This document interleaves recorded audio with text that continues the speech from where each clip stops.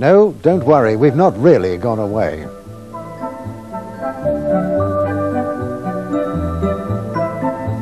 This is just a reminder of the sort of thing you used to see a lot of in the old days of television.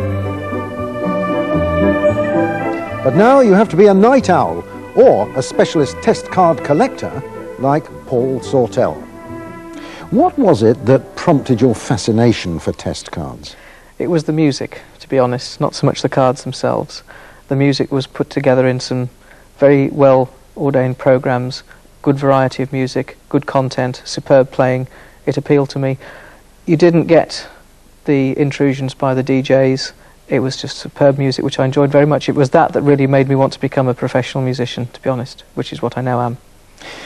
Where did you get your earliest ones from, then? Various sources. Most of the slides were chuck-outs from transmitters when they no longer needed them for various reasons. Either the equipment for transmitting them had broken down or the slides themselves had deteriorated technically.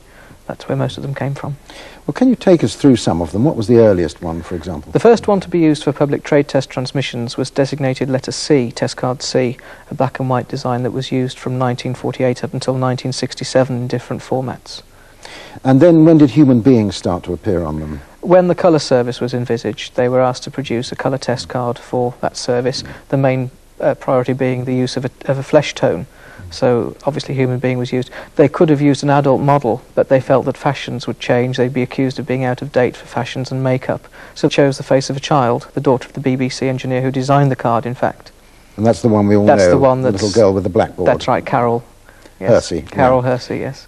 Is there a reason that little Carol is playing noughts and crosses, or is that purely decorative? There are in fact two reasons. The first is that the cross denotes within 5% of the centre of the picture, and the second is that white on black gives a convergence check showing the performance of the colour picture tube. In fact, I'm told that her sister also appeared briefly on one. She was on one of the other prototypes, yes, along with an adult model, as we said before, where they decided it would be out of date if they kept using that. Is this unique to our country, this sort of test card? No, most of the BBC designs were in fact used by the broadcasting organisations around the world, particularly test cards C, D and F. So like much of our television technology, it became a standard, That's right, around yes. the world? Yes, very much so. Although I don't remember it, I'm told Sylvia Peters actually appeared on one. Yes, it wasn't exactly a test card, but a colour test caption from the early 50s when they were first starting to do experiments with colour television transmissions. Yeah, so, yeah, Sylvia was there.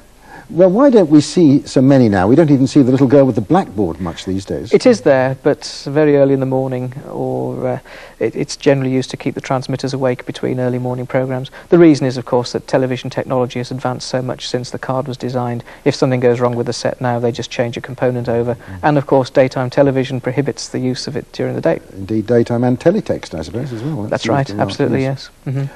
Paul Sawtell, thank you very much. Thank you.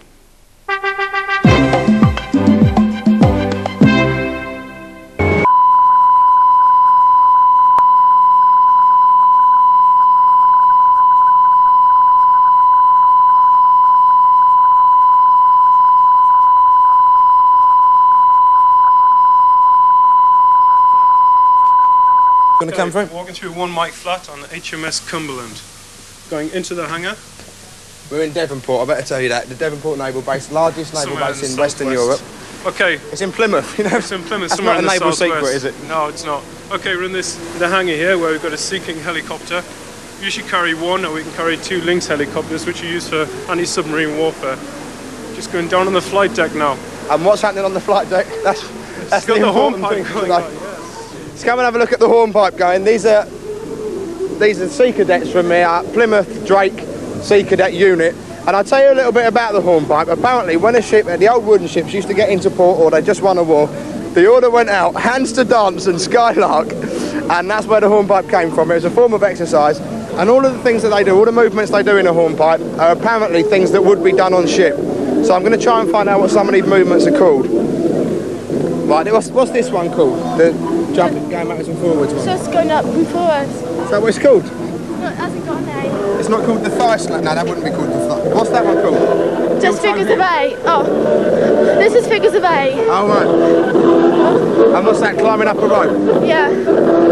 So you're concentrating too hard to talk to her. I'll talk to her. Jan, is it Jan? Yeah. Jan, what's this one called? No, not this one that I'm doing, the one you're doing. Hornpipe. Yeah, what's the movement? What's this movement? Chucking the legs out. Chucking your legs out.